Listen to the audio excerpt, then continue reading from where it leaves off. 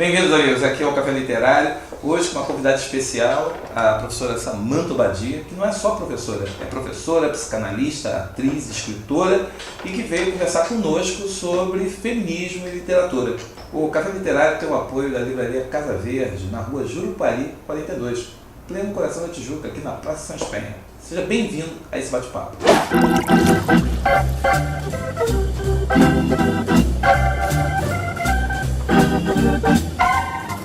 Samantha, feminismo. Hoje na internet você ouve de tudo, lê de tudo e eu vejo que muita gente fala muita bobagem. Feminismo, o que é verdade, o que é mentira, o que se quer, o que não quer?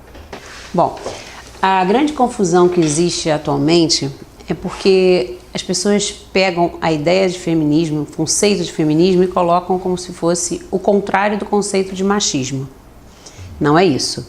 O machismo é uma postura pejorativa e negativa em relação ao mundo feminino. Então, o homem machista, ele se coloca como superior à mulher. O feminismo não é o contrário. Não é a mulher que se coloca como superior ao homem.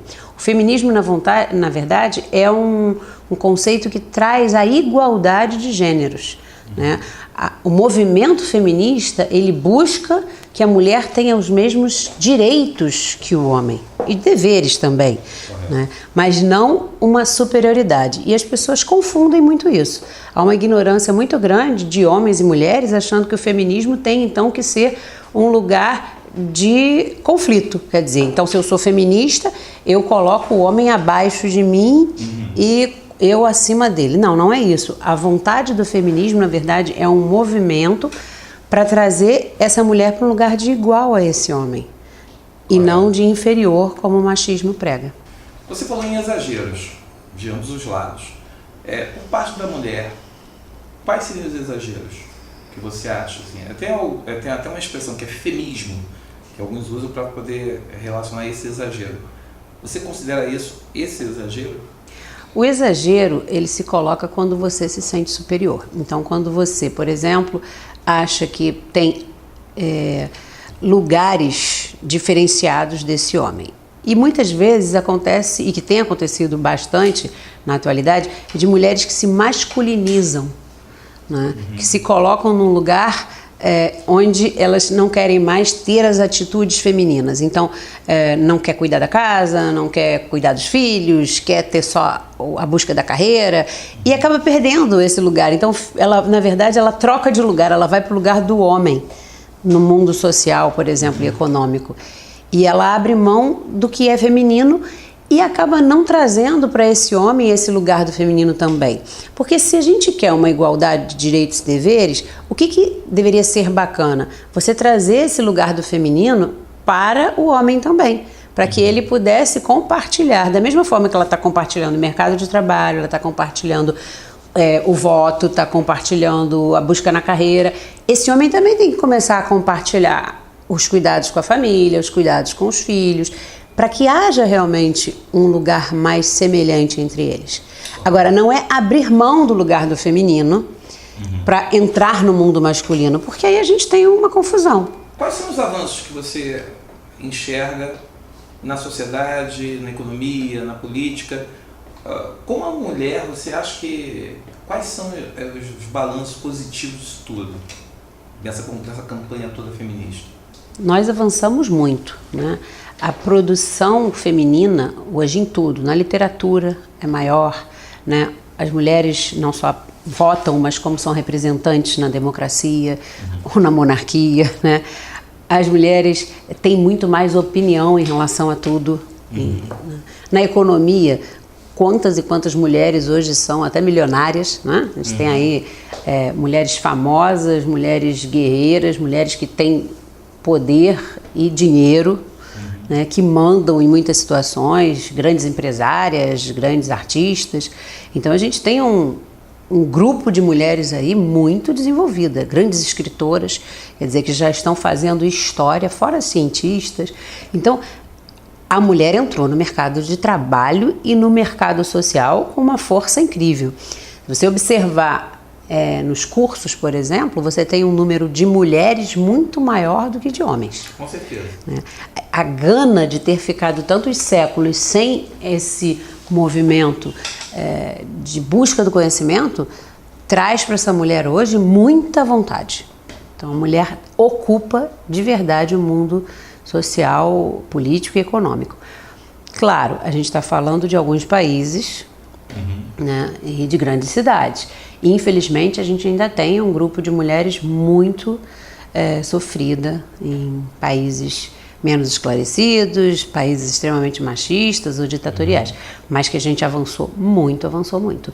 Hoje você tem um olhar feminino sobre o mundo e que traz até grandes reflexões para os homens. Correto. Então a gente pode entender que esse crescimento da mulher, que é uma coisa representativa, eu confirmo contigo que às vezes eu dou por sábado à tarde, 5 horas da tarde, vários garotos já foram embora e a sala mais fica na sua maioria mulheres. À noite também, muitas mulheres estudando à noite. Podemos interpretar que o homem está percebendo que o seu espaço, que era um espaço majoritário, está sendo ocupado pela mulher, daí essas reações, essas confusões propositais, essas falácias, para poder tentar, vamos dizer, bloquear ou até mesmo querer intimidar a mulher. Vamos usar a palavra intimidação aí. Podemos entender assim? Em muitos casos, sim. Né? Imagina um mundo masculino, onde você sempre teve, né, em seu lugar o poder, porque tudo é uma relação de poder. Na verdade, o que a gente está falando aqui desse problema entre os gêneros é a relação de poder. E no que eu tenho esse lugar garantido, e o homem teve isso durante muitos séculos, perder esse lugar é muito complicado. E perder de uma forma muito voraz, porque a mulher veio com vontade de tudo. Ela quer aprender, ela quer conhecer, ela quer votar, ela quer opinar. E querendo ou não, né, o mundo feminino tem uma linguagem muito ampla. As mulheres falam mais, as mulheres fazem esse mundo multifuncional funcionar de uma maneira muito rápida. Eu acho que houve um avanço rápido demais para o que os homens queriam ou percebiam. Então tem sim, eu acho, um susto. Os homens estão assustados com esse movimento feminino.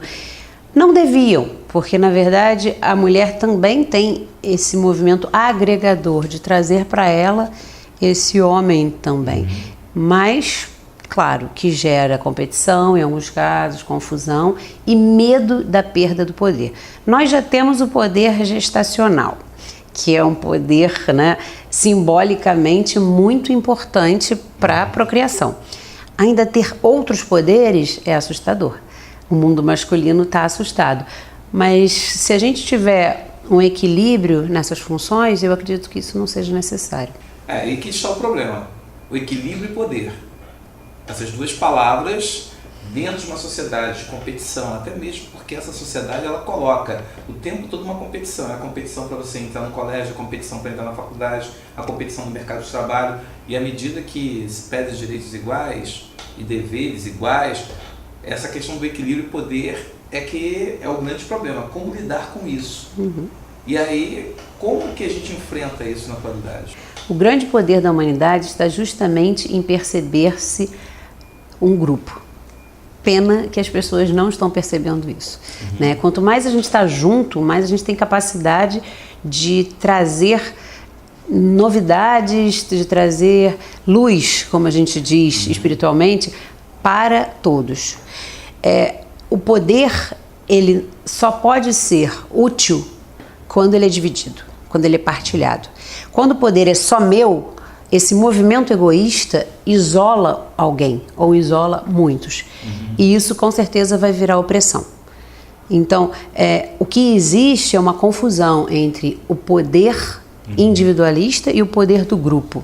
Nós sabemos que quando um grupo puxa o poder para ele, como é o caso do feminismo, quando as mulheres se uniram, elas conseguiram modificar a história delas. Correto. No momento em que essas mulheres estão se dividindo, em muitos casos, porque estão interpretando esse movimento feminista de maneiras diferentes, algumas acham que tem que ter essa relação de poder superior aos homens, outras não.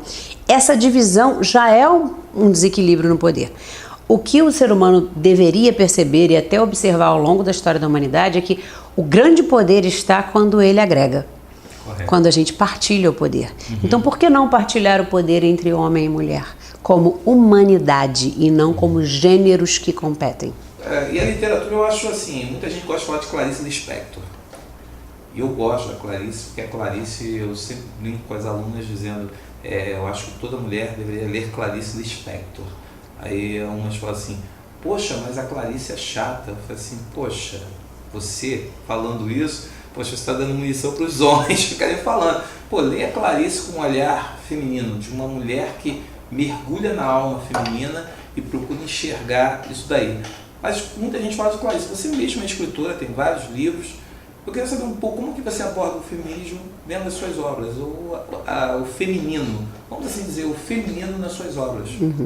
Clarice é Clarice.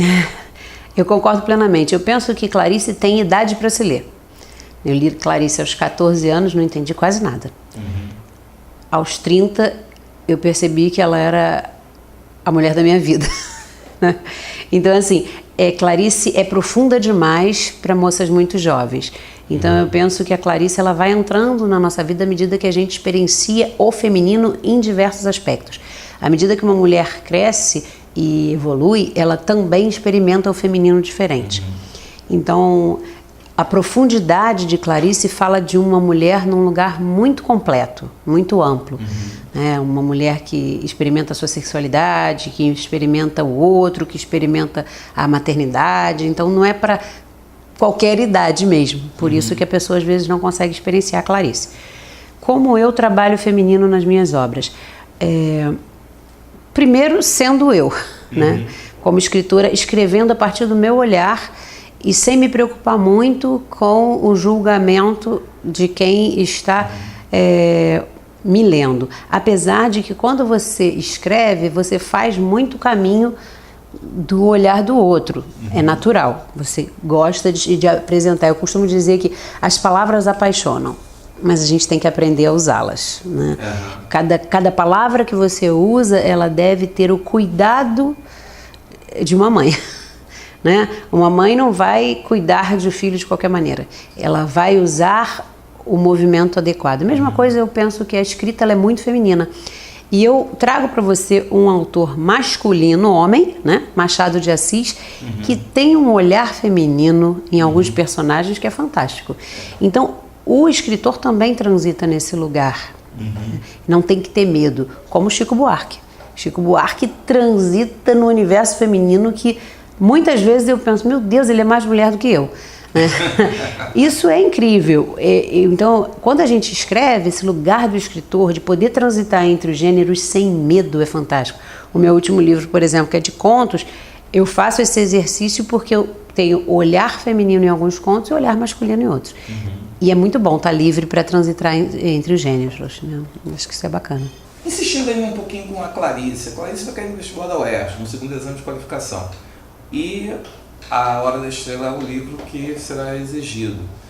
Você, como leitora, apaixonada por Clarice, o que você recomendaria ao aluno que está lendo Clarice e de repente não está tendo a oportunidade de debater tanto e vai ficar buscando aqueles resuminhos da internet?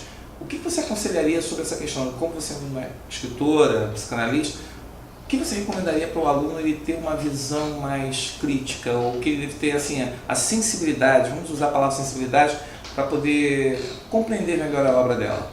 Em Clarice, a gente tem que estar sempre muito ligado nos detalhes. Os detalhes dela são detalhes que trazem um sentimento, que trazem o que alguém está experienciando naquele momento. Então, na Hora da Estrela, esse movimento dessa mulher que não se conhece enquanto mulher e que começa a se descobrir a partir do olhar do outro, porque ela entra nessas medidas de comparação pela própria vivência e cria expectativas que são expectativas que nós criamos, né? A Clarice, ela transita nesse lugar entre o que é real e o que é fantasia. E a gente sabe muito bem que a fantasia ela está muito presente, né, na relação do leitor com o escritor. Quando a gente lê um livro, a gente tem a possibilidade de imaginar aquela cena e de se colocar naquele personagem. Então, essa observação o aluno tem que ter.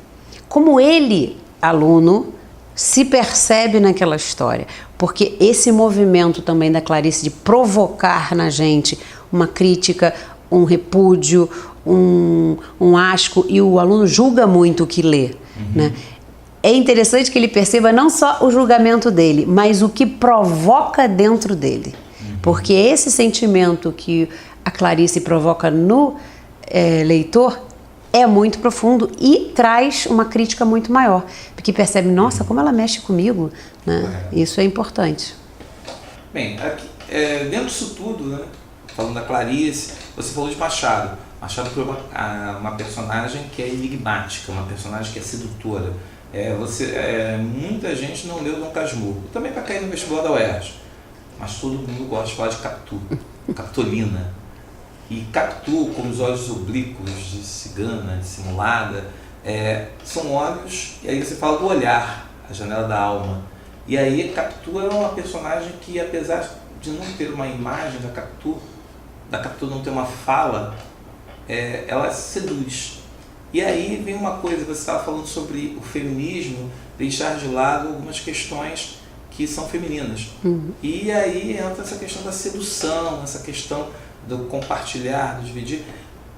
O Capitu, Capitu não ter palavra, mas ela é uma personagem sedutora. Como é que você avalia isso? É a questão do enigma de toda mulher, o mistério que toda mulher gosta de ter?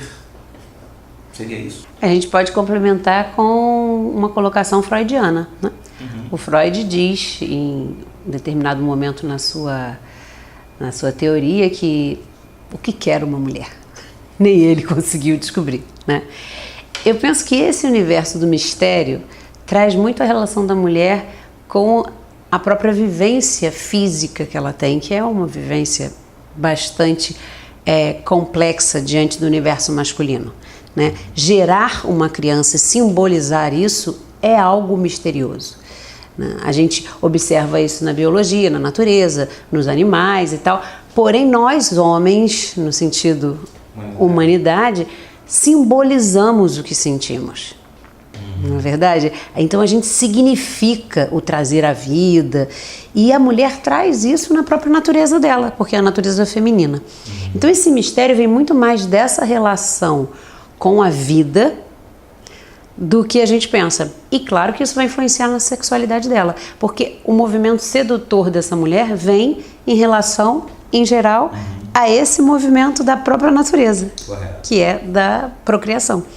Mas embasado em tudo que a gente está vendo essa mulher viver, né, na atualidade, que ela não vive só esse movimento, ela vive muitos movimentos, ela também traz a sedução para tudo aquilo que ela deseja.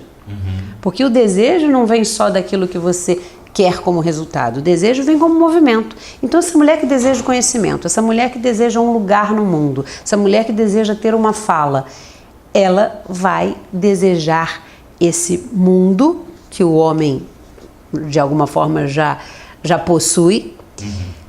Só que muitas vezes eu percebo que ela quer ir além dele, né? Até nos movimentos espirituais, por exemplo, né? A mulher é muito ligada a essa coisa da religião, é muito ligada na intuição, a grande intuição feminina, e que a gente não pode negar, que de alguma forma permeia.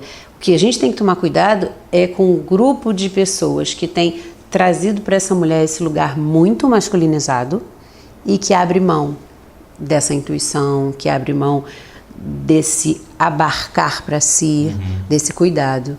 Eu penso que nós mulheres temos que tomar muito cuidado com isso. Preservar o que também é sagrado. Esse lugar do sagrado, daquilo que é nosso, né? Não porque é mais do que do outro, mas que é feminino por natureza. A natureza é muito sábia, a gente não pode esquecer disso. E aí, Samantha, vem aquela pergunta, né? E os desafios do futuro? Assim, na atualidade nós estamos enxergando esse conflito e a gente fala muito de que, porque no futuro, é só futuro se você constrói um presente. Sim. E aí que está a questão, quais são os desafios de hoje que vão e que podem mudar esse futuro? Você acha que está havendo essa discussão é positiva? que todo esse conflito ele vai gerar uma nova sociedade, que as famílias estão educando de forma diferente? Por que você, por exemplo, como professora, como terapeuta, psicanalista, como que você assiste no seu consultório, o que você assiste nas suas palestras, como que você acompanha esse movimento que hoje está se presenciando e que pode repercutir positivamente no futuro? O grande desafio que a gente tem hoje é continuar sendo humanos. Não é só o movimento feminismo, machismo, não. A entrada da tecnologia na vida atual tem sido muito perigosa, porque está afastando os seres humanos, né?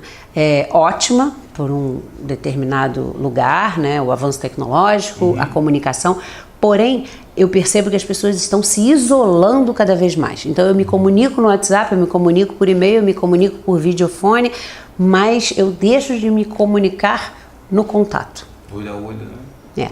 E o contato é o contato, né? Existe até um movimento na psicanálise de atendimento por Skype. Eu me recuso. Né? Não que não tenha feito nunca nenhum, já fiz um ou outro por, assim, raramente, né? Um paciente que está em sessão, viajou, teve um problema, fiz um atendimento por Skype só para segurar a onda dele, mas não gosto. O atendimento deve ser feito pessoa a pessoa. Da mesma forma que os pais estão perdendo o contato com os filhos em muitos momentos, porque ou trabalham demais, né, ou valorizam demais a tecnologia, então acha que controla o filho por telefone, né, ou que manda um WhatsApp para saber se está fazendo alguma coisa, como se pudesse. E deixam de viver os momentos muito importantes, que são os momentos familiares. O que eu penso, se a gente continuar no ritmo que está, na maioria das famílias que estão desagregadas, a gente vai ter um futuro muito ruim. Muito ruim. Uma humanidade muito perigosa, porque se a gente se afasta, a gente se isola, a gente compete, a gente se mata. Resumindo, é isso. Mas penso que tanto as mulheres quanto os homens têm que estar atentos ao que eles querem para os seus filhos, para os seus netos. Exemplo, se você vai planejar uma família hoje, cuida do tempo que você tem. Diminui de trabalhar. É melhor você ter menos dinheiro para colocar numa creche super ou para você comprar o iPhone de última geração e você ter mais tempo para organizar esse afetivo da sua criança. Então, digamos, não digo que tenha só a mulher não, o homem também. Vamos trabalhar meio período cada um? Eu trabalho de manhã, você trabalha de tarde, à noite todo mundo está junto e vamos ganhar menos?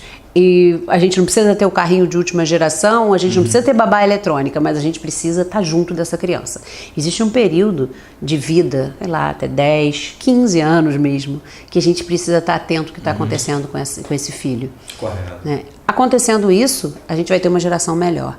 Porém, a gente tem que ser menos consumista. Esse avanço tecnológico isola as pessoas e faz com que as pessoas queiram consumir mais.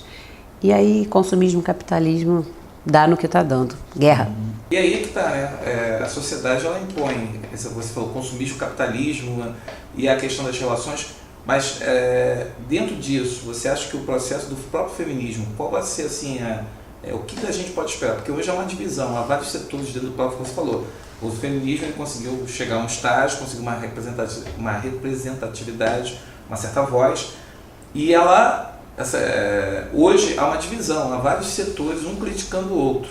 Você acha que isso pode fragilizar o movimento, ou isso vai ajudar a desenvolver o movimento? Eu penso que pode fragilizar o movimento, né? Toda divisão ela é perigosa, mesmo que seja num movimento necessário da sociedade. Se isso cria uma dialética, pode ser bom. Porque aí eu tenho várias visões e isso me leva a refletir mais. Porém, eu penso que as mulheres devem ser mais amigas nesse sentido, né? Da mesma forma que os homens se unem dentro do machismo, existe uma união muito clara de poder masculino. Nós também temos que fazer o mesmo, né? Que hajam diferenças, mas que essas diferenças não sejam para nos afastar, que essas diferenças sejam justamente para somar, para agregar. Vamos ver o que cada grupo feminista diz. Vamos trazer isso para o que é importante para nós enquanto mulheres, não para desagregar dos homens, mas para agregar a humanidade. A mulher deve usar exatamente o que ela tem de agregador e não se colocar no lugar masculino de separar esses lugares. Então, um recado que eu daria, né, para quem está interessado nesse movimento: pensemos na humanidade e não nos gêneros. Né? Nós somos iguais enquanto seres humanos, isso que importa. E aí, isso daí, você falou aí, agora vamos juntar as duas questões.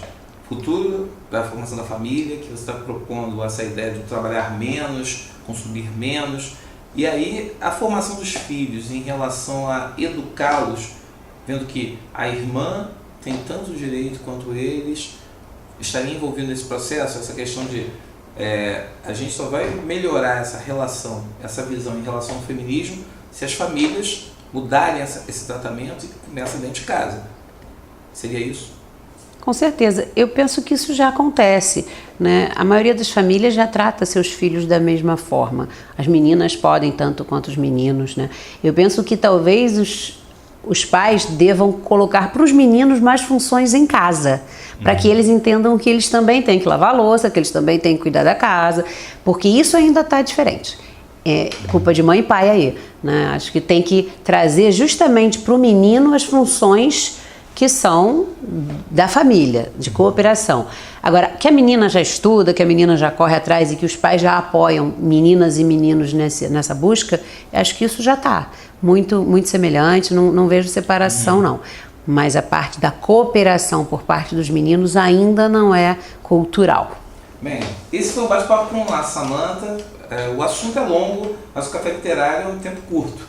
Você pode manter contato com a Samantha. A Samantha, vocês verão aí o contato dela. Ela tem várias obras, os livros dela assim, são maravilhosos. E a palestra, ou até mesmo ouvi-la em diferentes oportunidades. Mas nós só agradecemos a sua presença, essa gentileza de vir aqui, bater esse papo conosco, porque o assunto é muito amplo, polêmico e muito mal, vamos dizer, trabalhado dentro da sociedade. Então, nosso muito obrigado pelo estar aqui no Café Literário. É um prazer reencontrá-la. E considerações finais? Agradeço também a oportunidade, é sempre bom a gente estar partilhando ideias. Uma das coisas que dá mais prazer a gente como professor, escritor, é poder dizer o que a gente pensa sobre as questões. E se alguém quiser continuar trocando esse papo, né? Fica à vontade, a gente está aqui para isso. Obrigada. Gostou do vídeo? Então curta, compartilhe. Você sabe que o Café Literário tem o apoio da livraria Casa Verde, que fica aqui na rua de Grupo-Ari 42, pertinho da Sans Penha. Pode passar aqui, tomar um café, pegar um bom livro e continuar acompanhando o nosso café. Vai mais um café? Então espera, que a gente volta já. Um abraço, até a próxima encontro.